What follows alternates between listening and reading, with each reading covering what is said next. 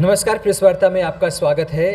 इस समय हम जिला हापुड़ में हैं। ये गांव है, यहाँ पर नानई गांव है, नेकनामपुर नानई गांव, और यहाँ के ग्राम प्रधान नवनिर्वाचित हुए हैं। पिछड़े वर्ग की सीट यहाँ पर आई हुई थी और ग्राम प्रधान जी कपिल जी हमारे साथ हैं। उनसे हम बातचीत करेंगे कि प्रधान वो बन चुके हैं और इसके बाद विकास के क्या कुछ मुद्दे हैं, विकास की क्या कुछ नीतियाँ हैं और ग्राम के विकास के लिए वो क्या कुछ करने वाले हैं। प्रधान जी, आपका बहुत बहुत स्वागत है हमारे कार्यक्रम में। ठीक है, धन्यवाद। सबसे पहले आप अपना परिचय, अपने गांव की थोड़ी सी संख्या के बारे में और पोलिंग के बारे में हमें बताएं। जी, मेरा नाम कपिल कुमार है। हमारे गांव की वोटिंग जो है वो 2356 है और हमारे गांव में जो यानी चौहान वर्ग सबसे ज़्यादा है, उसके बाद एससी वर्ग आता है, उसके बाद बीसी में मुस्लिम हैं कुछ लोग और कुमार प्रजापति हैं।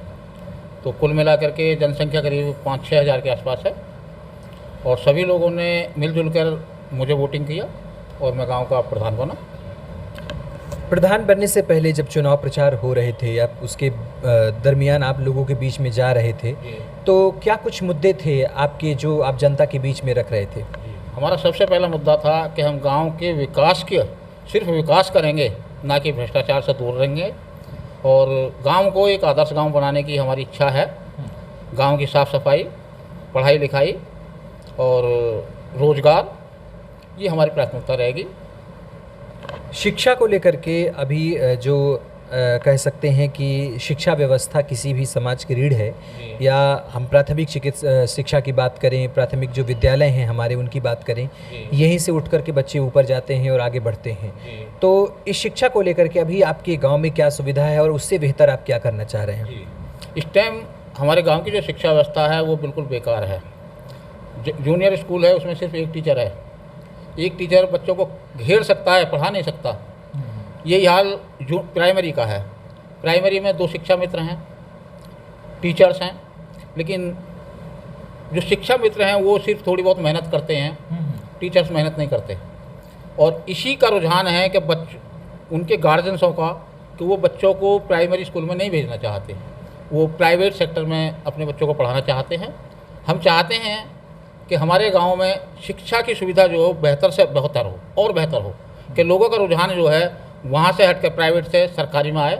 और गवर्नमेंट जितना आज के टाइम में कर रही है, बहुत कुछ कर रही है, वर्दी, कपड़ा, खाना पीना, किताब कापी सब कुछ कर रही है। इन सब का फ़ायदा उठाया जाए और लोग जागरूक हों। आप एक जो सीट आपके यहाँ आई वो पिछड़े वर्ग की रही और आपके यहाँ जो सवर्णों की संख्या आपके यहाँ ज़्यादा है, जो उच्च वर्ग के लोग हैं। ये सामंजस्य बहुत जगहों पर बिठाना बड़ा कठिन होता है कि जो एक मानसिकता होती है लोगों की उच्च और निम्न वर्ग की बीच की, वो आपके ग्राम समाज में कैसी है अभी?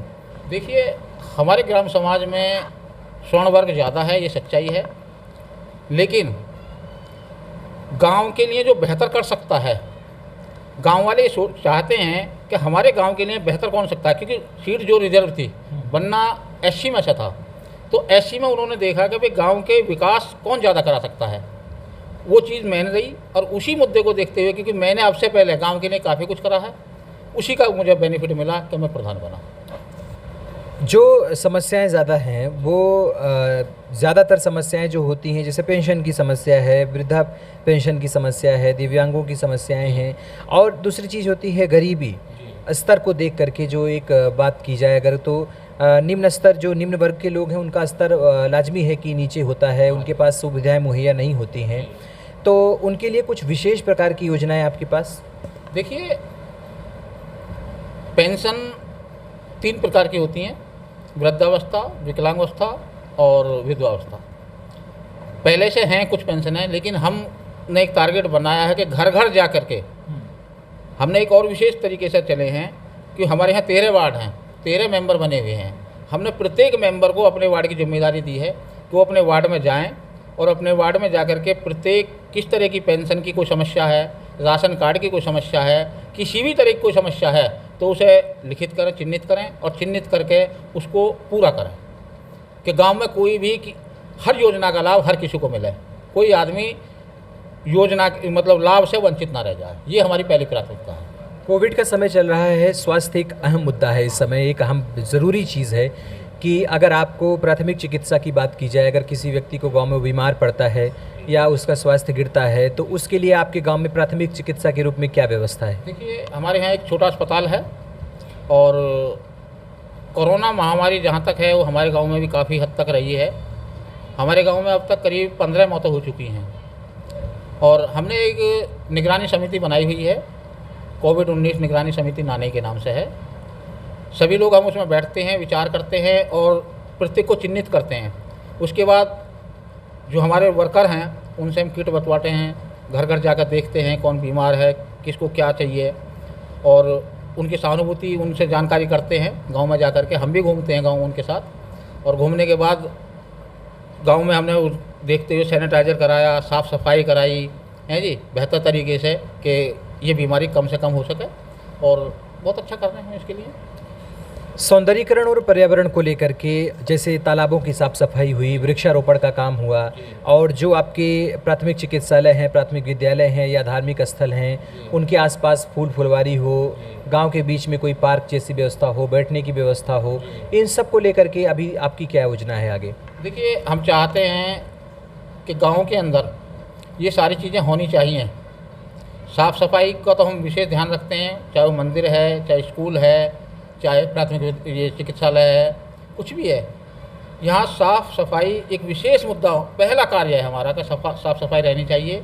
और पर्यावरण के उसमें हम चाहेंगे कि अच्छे अच्छे पौधे, फूल वाले पौधे हर जगह लगाए जाएं और पर्यावरण को फ़ायदा मिले इस चीज़ से और हमारे गांव के लोगों को फ़ायदा मिले। ये तो विकास की बात रही। इसके इतर अगर हम बातचीत करें, जैसा कि दलित समाज से आप लोग आते हैं और दलितों की जो एक आज के समय में स्थिति है देश में या धीरे धीरे सुधर रही है, लोग समझ रहे हैं, जान रहे हैं, विचार कर रहे हैं, बातचीत कर रहे हैं उस पर।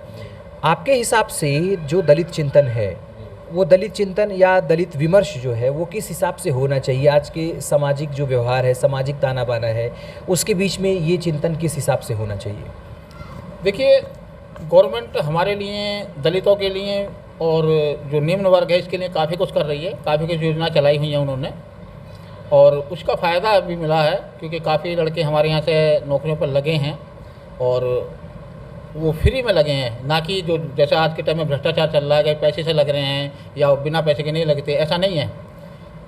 अपनी काबिलियत के उससे, क्योंकि जो हमें रिजर्वेशन मिला है और लोग बाग पढ़ रहे हैं, पढ़ने के बाद आगे बढ़ रहे हैं, तो उसका जो रिजर्वेशन का फ़ायदा है, लोग बाग उसी से अपने उस पर नौकरी पर लग रहे हैं और वो अच्छा कुछ कर रहे हैं, बहुत बहुत कुछ। आप ग्राम प्रधान बने हैं, आपके हिसाब से ग्राम प्रधानों के क्या गुण होने चाहिए? जो ग्राम प्रधान और भी जगह के बनते हैं या प्रधान हम केवल ले लें, तो प्रधान का व्यक्तित्व कैसा होना चाहिए, उसका व्यवहार किस हिसाब से होना चाहिए? देखिए, प्रधान का व्यक्तित्व जो है, नंबर एक तो जब हम प्रधान बन गए तो हमें पूरे गाँव ने बनाया है। हमें वो चीज़ छोड़ देनी चाहिए कि भाई इसने वोटिंग करा, इसने नहीं करा। हमें द्वेष नहीं, हम पूरे गांव के प्रधान हैं। हमें पूरे गांव को एक नज़र से देखना चाहिए और सबके लिए जो है उत्थान की योजना बनानी चाहिए। सबके विकास के लिए हमें काम करना चाहिए, ना कि किसी विशेष के लिए। आपके इस गांव में आवासीय परियोजना और प्रधानमंत्री उज्ज्वला योजना जैसी बहुत सारी ऐसी योजनाएं आई जो लोगों को जो मूलभूत समस्याएं होती थी, रहने का घर और धुएं से छुट्टी मिली उनको, प्रधानमंत्री ने कहा कि उज्ज्वला योजना के अंतर्गत उनको सिलेंडर बांटे गए। ऐसे आपके गांव में अगर उसके लाभार्थी हैं और जो नहीं लाभार्थी हैं उनके लिए कैसे काम करेंगे आप?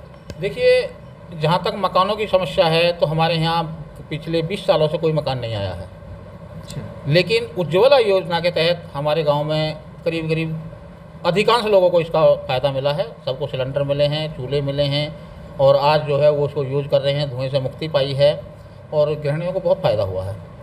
वाटर मैनेजमेंट को लेकर के, जल संरक्षण को लेकर के आपकी क्या योजना है? क्योंकि आसपास आपके इस ज़िले में, खासकर पश्चिमी उत्तर प्रदेश के कई ज़िलों में जहां पानी मिलता है, अच्छा पानी है, यहाँ का स्तर भी अच्छा है, लेकिन जो उसका दोहन है वो बहुत ज़्यादा है। लोग समरसेबल लगा के काम कर रहे हैं, लगातार पानी बह रहा है और वो पानी भी एक जगह नहीं एकत्र हो रहा है, वो कहीं इधर उधर जा कर के पानी ख़राब हो जा रहा है।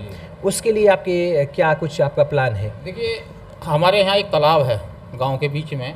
हमारे यहाँ पानी इधर उधर नहीं जाता, जो वेस्ट पानी है वो टोटल तालाब में जाता है और कई बार जब तालाब जो सूखने की नौबत आती है तो हम उसे बाहर से पानी ला करके तालाब में डालते हैं ताकि जो है जल स्तर नीचे ना गिरे, ऊपर जो का तो बना रहे।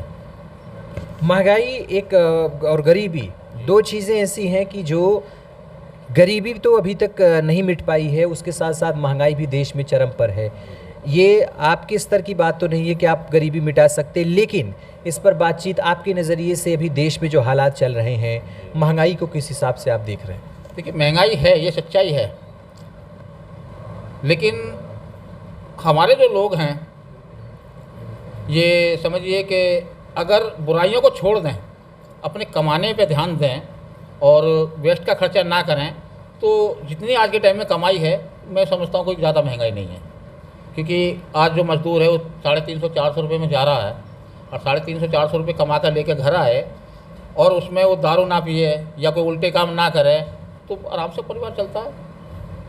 लेकिन जो रिसोर्सेज हैं, देखिए ये तो चीज़ें होती हैं आपकी मेहनत की कमाई, जिसे हम श्रम कहते हैं। श्रम के बदले आपको मेहनतनामा मिलता है, और जब सरकारी कर्मचारियों के वेतन आयोग लागू होते हैं तो उनके भी वेतन बढ़ते हैं, तो ऐसे इनके भी बढ़ रहे हैं। लेकिन जो रिसोर्सेज होते हैं, जैसे बिजली के दाम बढ़ जाना, पेट्रोल के दाम बढ़ जाना, डीजल के दाम बढ़ जाना, जिससे और भी चीज़ें प्रभावित होती हैं। बहुत सारी चीज़ें हैं जो इसी के दम पर चलती हैं, वो प्रभावित होती हैं। वो महंगाई कितनी जायज़ है?